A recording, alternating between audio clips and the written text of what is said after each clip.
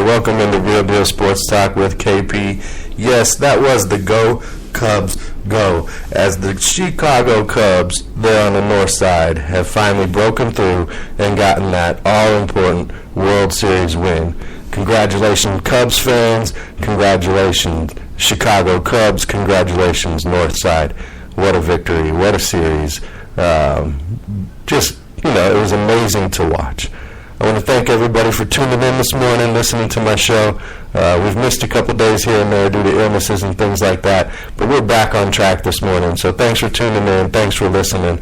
We're going to talk about the World Series, obviously. We're going to talk about the NFL games tomorrow. And, of course, we have the DC 3PO College Football Kickoff with Chris Rupert this morning here in just a few minutes. So, World Series, what a series, right? 7 games, blowouts, comebacks. You had the 108 years. You had the 68 years. You have all these years involved. You had crazy emotions in Game 7, from highs to lows to comebacks to worrying from both sides. Everybody's spitting, chewing nails. Fans are turning their hats inside out. Just drama, drama, drama. Game 7, the equivalent of the Super Bowl, winner take all. And the Chicago Cubs, at the end of extra innings, at the end of a rain delay, find a way to pull it out and win 8-7 to take the World Series this year. Amazing, amazing, amazing. Started off with Fowler leading the game off with the solo home run, ends up with 3 hits in the game. Schwarber had 3 hits in the game, making them the first team to do that since the 60s. Ross, he's 39 years old. He hits a solo home run in the last game of his career that goes into extra innings that has all this drama. One of the best ways you can go out. Zobrist doubles in the 10th. That pretty much earns him the MVP. He batted over 300. He was clutch. He had the leadership because he's been there and done that. He was there with the Royals last year. And Madden, I didn't agree with all of Madden's coaching decisions. I didn't agree when he took out Hendricks in the game in the 5th. I didn't agree with him when he took Lester out in the 8th and put Chapman in. I thought that was too early. I thought the bunt call was poorly played, no matter what John Smoltz said during the broadcast. I didn't agree with the bunt call in that situation. And, Cleveland played with a lot of heart. I think Francona actually managed the game better than Madden did, especially coming back from 5-1 down in that situation. Easily could have, just turned things upside down. Rashid Davis had the huge home run in the 8th inning to help them tie that up. There was the 2-run wild pitch that could have thrown everything crazy. Krubel had to pitch 3 games in the series. This series just had everything. And you can expect both of these teams, for sure, to be in the mix for the next few years. They might not make the World Series every year, but they're definitely going to be in the mix at that position. And you look at other teams now that are failing to win championships. And the longest droughts, Cleveland Indians haven't had a championship, but they have the longest drought now. The Cardinals in the NFL, they have the longest drought over winning a championship, but they were in the Super Bowl just a few years ago.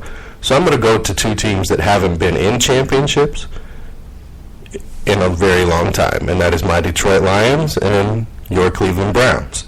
It would be amazing if either one of these teams, based on where they are right now in the season, made it to the Super Bowl this year and or won it, especially with Cleveland sitting at 0-8 and the Lions at 4-4. The Cubs are going to get to be on Saturday Night Live from this. There's 5 million people at their parade, which would make that the 7th largest gathering of people in human history. Don't forget about LeBron James and Dwayne Wade's bet. LeBron James now, when he visits Chicago, will have to wear the Chicago Cubs uniform to the Cavaliers and Bulls game, so look forward to that. Obama jumped on it real quick as a Chicago South Sider, but, congratulated the North Side team and invited them out to the White House before he has to leave the White House. Craig Sager, he put down $1,000 at the beginning of the season on the Cubbies to win the World Series, and they did it. And he's actually placed a bet on the Cubs for the last 30-plus years. And this year it finally paid off for him, so good job there. WWE made the Cubs their own championship belt with the Chicago Cubs logos and everything on it. It looked pretty cool. If you haven't seen that, check it out. And the last thing that I really want to talk about with this World Series this year, and we've talked about it on the show before, is Theo Epstein.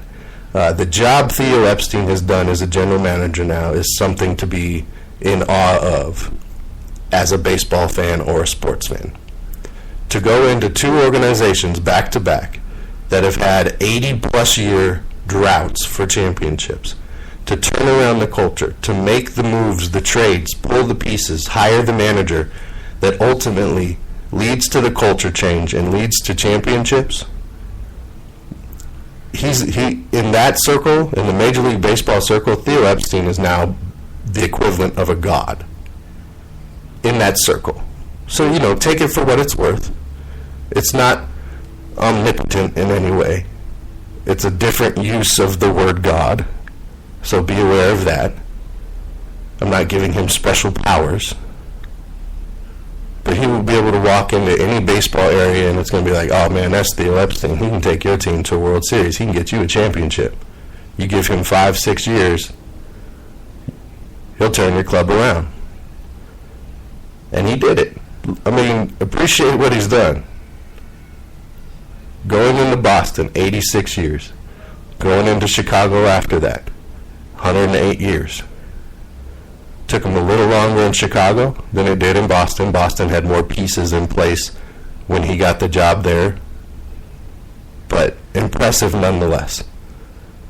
Watching that Game 7, I honestly thought at one point during the rain delay they were going to go, you know what, we'll pick this up tomorrow.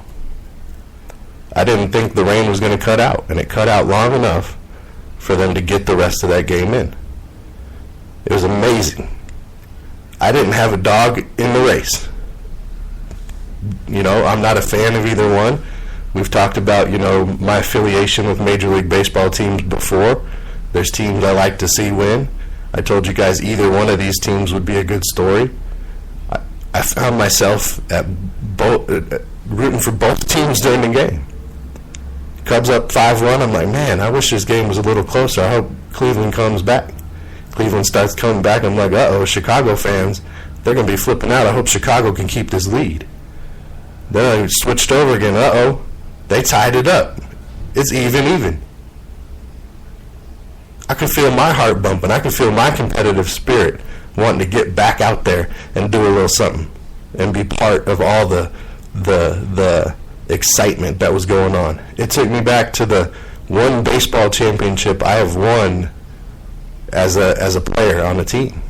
And it was between my 8th and 9th grade years of school. And it was just great. Amazing series.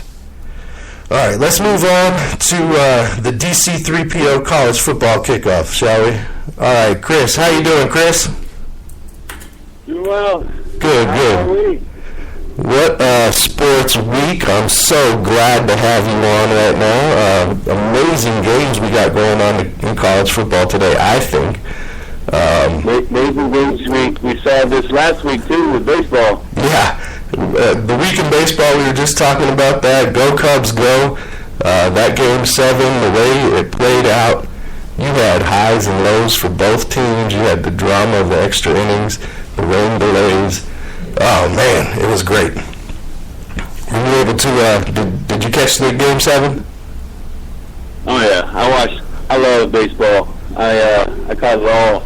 It was amazing. Yeah, it was something for the ages, for sure. I mean, I'm very glad I took the time to watch it, wait through the rain delay, and catch the ending, because, wow, something else.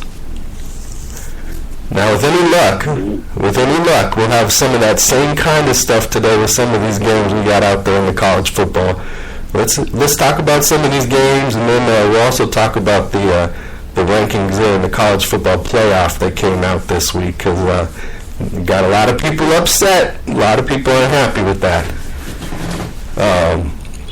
Navy and Notre Dame. This is a classic game. This is a game I like watching every year because, honestly, Navy has a way of playing Notre Dame very close.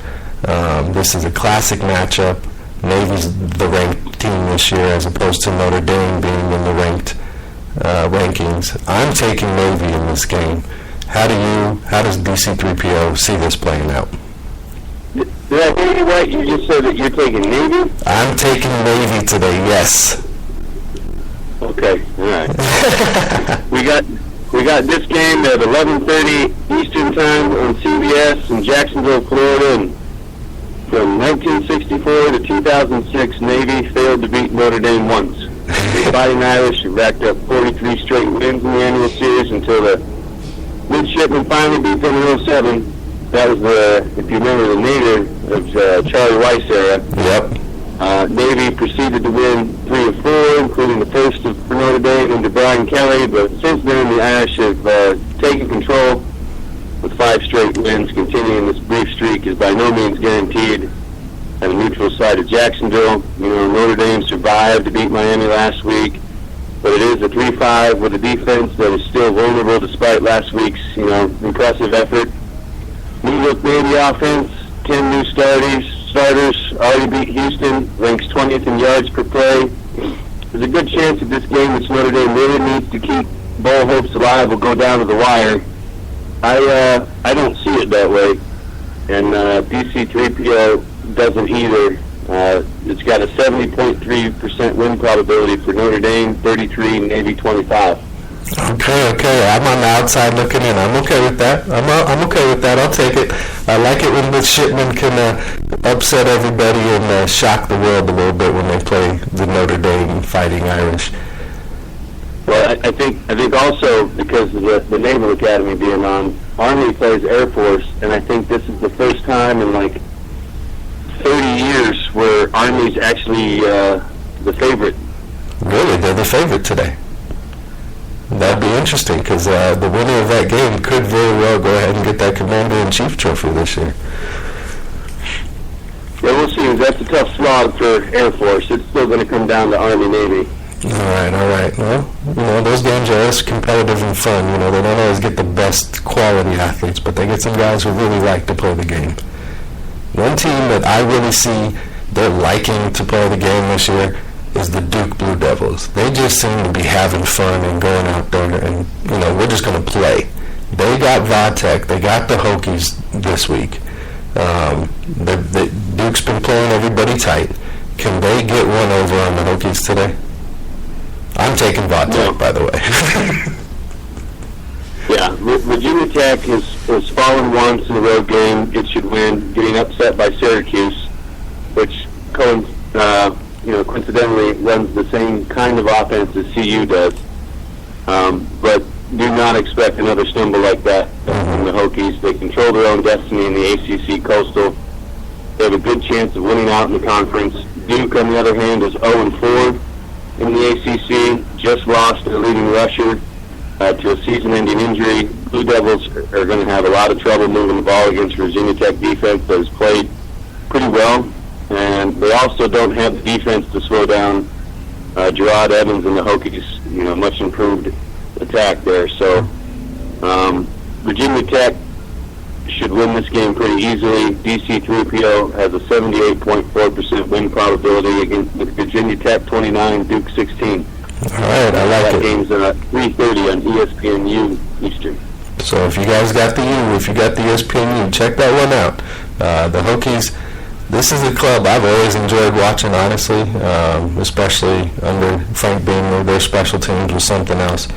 So, check it out today. They should pull out another victory.